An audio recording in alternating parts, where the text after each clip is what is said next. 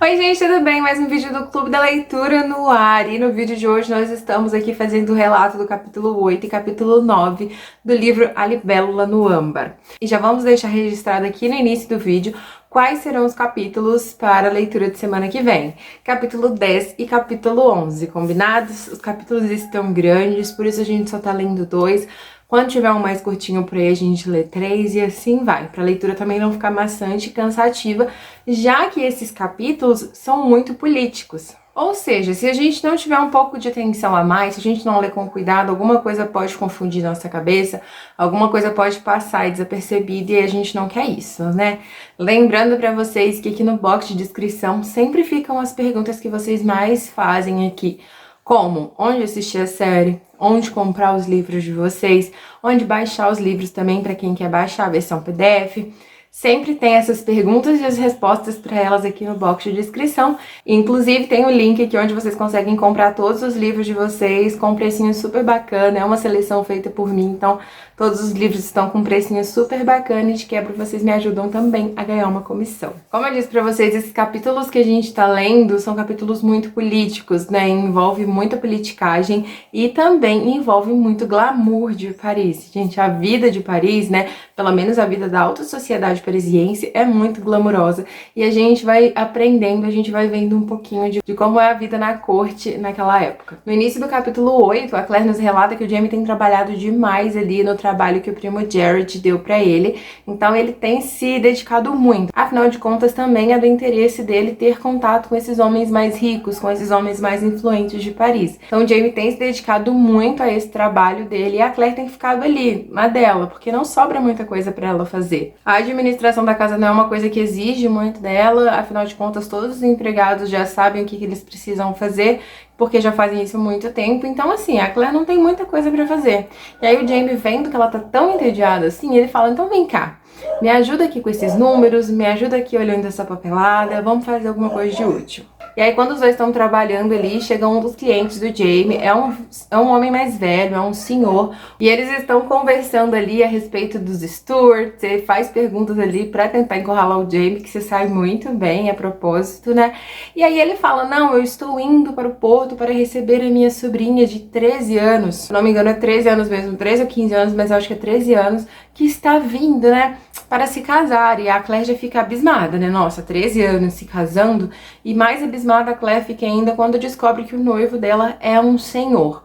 E aí ele menciona o nome da sobrinha, Mary Hawkins, né, e a Claire fica pensando assim, eu conheço esse nome não me é estranho, eu já ouvi ele alguma vez, e ela não consegue se lembrar muito bem, né, e aí depois de muito bate-papo, o homem acaba indo embora. E aí, gente, acontece que do nada, assim, depois de bastante tempo que ele já foi embora, que ela tá lá conversando com o Jamie, ela se lembra de onde ela conhece esse nome, ela reconhece o nome.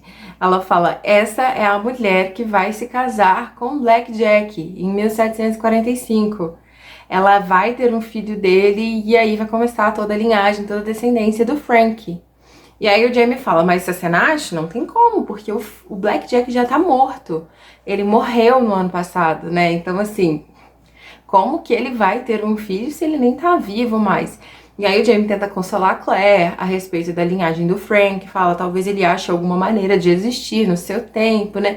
Aí a Claire começa a ficar chateada, né? Ela fica chateada, porque querendo ou não, ela tem um carinho pelo Frank, e ela não aceita essa ideia de que talvez o Frank não vai existir no futuro. Ela ouvira várias vezes o Frank falar sobre a morte do Black Jack, que foi em Culloden em 1745, que ele foi morto no campo de batalha, e o Jamie começa a falar pra ela, não tem como, ele já morreu, né? O próprio McHannock viu ele morto, né? Disse que não teria como ele ter sobrevivido, né? E aí o Jamie tentando consolar a Claire, tentando dar pra ela ali uma esperança, ele fala, quem sabe, talvez ele não seja só descendente da Mary.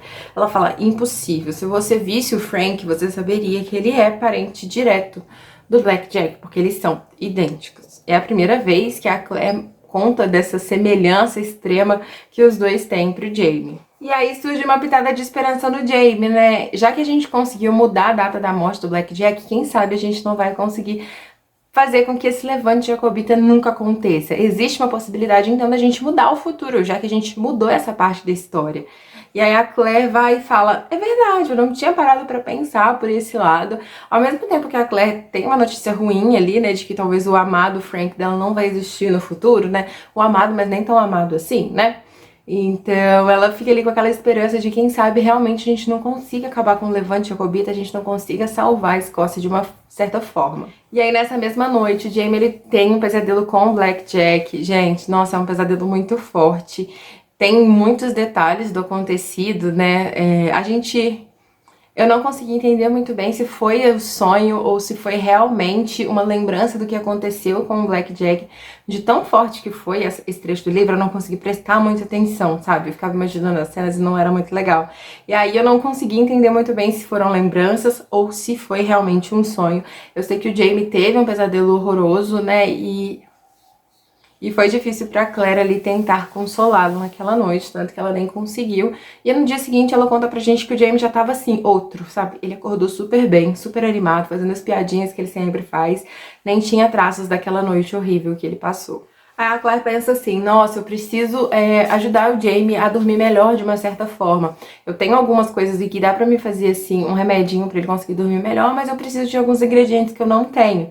E aí é quando a Claire vai lá na loja do Mestre Raymond comprar alguns ingredientes, né? E aí ela conhece o Mestre Raymond, que é um personagem tão importante na série, eu imagino que ele tenha uma importância igual ou até maior aqui no livro.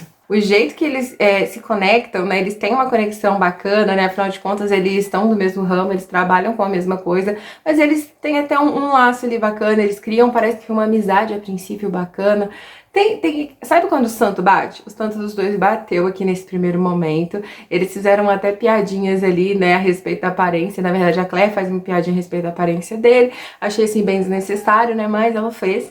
E eles têm ali um bate-papo bem bacana. E aí no capítulo 9, o Jaime e a Claire, eles vão para uma noitada em Versalhes. Lembra da festa que a gente vê na série, né? A Claire usando um vestido vermelho maravilhoso? Pois então, aqui também acontece, e acontece basicamente de uma mesma forma. A ideia do Jaime é chamar a atenção, né, dos ricos lá no baile de Versalhes. E aí, nada melhor do que uma bela mulher para chamar a atenção, né, das pessoas mais poderosas. E aí, o que ele faz? Ele fala, Sassenach, usa um vestido que vai te destacar. E ela vai colocar aquele vestido maravilhoso. Causa um certo ciúme no Jaime, sim, porque ele nos relata aqui que o vestido era extremamente extravagante. Tinha um decote gigante que dava pra ver o umbigo dela, segundo ele. Não sei não, né? Acho que foi um exagero dele. Mas segundo ela estava um pouquinho desconfortável, sim, ao usar o vestido. Mas ela estava fazendo aquilo por uma grande causa, né? E o Jaime também temia pela segurança da Claire. Afinal de contas, era um vestido que chamava muita atenção.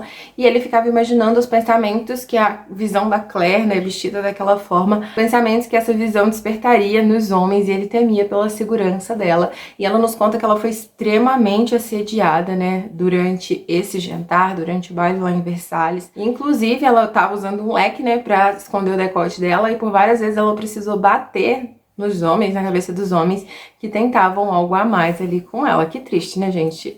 Uma mulher não poder usar nem a roupa que ela escolheu pra usar, né, sem que os homens caíam matando em cima. É muito triste essa situação, isso aconteceu com a Claire aqui. Inclusive, ela até é agarrada nesse baile de Versalhes, né? Ela vai ali em algum momento ali distrair, descansar os pés, e aí um homem vem e agarra ela. A sorte é que o nosso querido e amado Jaime aparece na hora e salva ela. Na série isso também acontece, né? Dela ser agarrada por um homem. A Claire, nessa passagem do livro, ela também descreve muito da moda de Paris, né? O que as mulheres usavam. Comenta até que teve uma mulher que estava usando um piercing nos mamilos. Então, assim, a palavra-chave eu acho que era extravagância, né? As mulheres vestiam de uma forma extravagante, os homens também, mas as mulheres de uma forma mais ainda. E a Claire fica assim, abismada com essa mulher que ela encontra, ela não consegue nem despistar muito que tá olhando diretamente ali pra esse piercing dela. O Jaime também comenta com a Claire nesse capítulo que ele tem um certo receio da amizade da Claire com o Mestre Raymond, já que os boatos sobre a pessoa dele corre muito ali, né, em Paris, a respeito de que ele é um bruxo, ocultista, que ele trabalha com essas coisas, e ele não queria ver a Claire associada a ele. Mas não por isso, porque ele pouco dava importância pra isso, mas porque a fama do Conde Saint-Germain também era muito parecida, então Jaime temia que os dois fossem amiguinhos, que os dois estivessem associados. Eles são convidados para almoçar com o rei Luís, graças à presença estonteante da Claire no jantar na noite anterior. Eles vão até lá para almoçar com o rei Luís, e eles fazem até uma caminhada muito bacana ali pelos jardins, né? Eles contemplam as estátuas. Inclusive, eles têm até um momento cômico bem engraçado aqui no livro, que o Jamie dá muita risada da Claire quando eles estão conversando sobre os nomes, né? Que os homens ali na época dão para suas partes íntimas. Eles dão bastante risada um do outro, do que eles falam. E aí, enfim, chega o almoço, né? Eles estão lá almoçando, o Rei Luís, então, está se fartando. E a Claire nos relata que ela não tá bem, né, gente? A Claire tá grávida e ela tá tendo muitos enjoos. Ela tá sofrendo muito dos enjoos. E aí, nesse momento, por mais que ela saiba que é falta de educação sair da mesa com o rei ali, né? Mas ela tá passando muito mal, então ela precisa ir lá pra fora. E aí, no momento que ela tá lá fora, o Jamie vai atrás dela e fala: nossa, Senach, eu não tenho um minuto de paz com você, hein? Você podia ter ficado lá. E quando ele vê que ela tá passando mal, ele fala: nossa, me perdoe pra falar assim com você. Como que você me aguenta, Senach? Brigue comigo, sabe? Bem bonitinho quando ele vê que ela tá passando mal. Ele até pede desculpa a ela por ter falado com ela dessa forma. E aí a Claire nos relata que aí eles estão lá, né, no jardim e tal. E aí quando vem uma turma de homens. E essa turma de homens eram homens elegantes, extremamente bem vestidos. E ela fala que eles não eram todos franceses, porque quando você ouvia franceses conversando assim de fora, pareciam grunhidos de gansos, né? Ela nos descreve. E não parecia, não era 100% assim a conversa. Ela conseguia identificar um sotaque inglês, inclusive ela sentiu a sensação de estar em casa por ouvir esse sotaque inglês. E aí ela olha no bolinho de homens ali, e ela consegue identificar o Duque de Sandringham, e aí ela vê que ela reconhece mais um dos homens que tá ali, além do Rei Luís também que tá ali, né? E quando ela começa a olhar a aparência desse homem, uma voz atrás dela fala: Black Jack Brandon. O Jamie havia visto também que o Black Jack Brandon estava vivo, mais vivo do que nunca, e ali na frente deles. Na série, quem conta que o Black Jack tá vivo pra Claire é o Duque de Sandringham, né? Ele tá conversando com a Claire no baile de Versalhes ainda, e ele conta pra Claire e ela que acaba contando isso pro Jamie, né? Aqui é diferente, porque o Jamie ele tá junto com a Claire quando ela descobre que o safado tá vivo, né?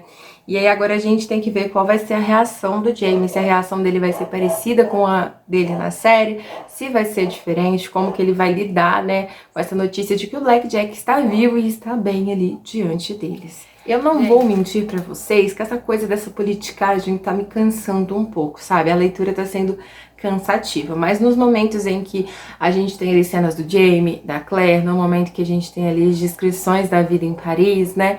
Isso até me deixa mais encantada, mais a fim de ler, de saber o que tá acontecendo. Mas na hora que entra nessa parte da política, sabe? Eu confesso pra vocês que eu não tô gostando muito, não. Mas não é uma coisa que vai me fazer abandonar o livro, não. De jeito maneira. Me contem aqui o que vocês estão achando dessa leitura, desse início do livro, né? Eu espero que vocês estejam pelo menos gostando dos livros também, gostando aqui do Clube da Leitura. E a gente se vê no próximo vídeo. Um super beijo, fiquem com Deus e até lá. Tchau!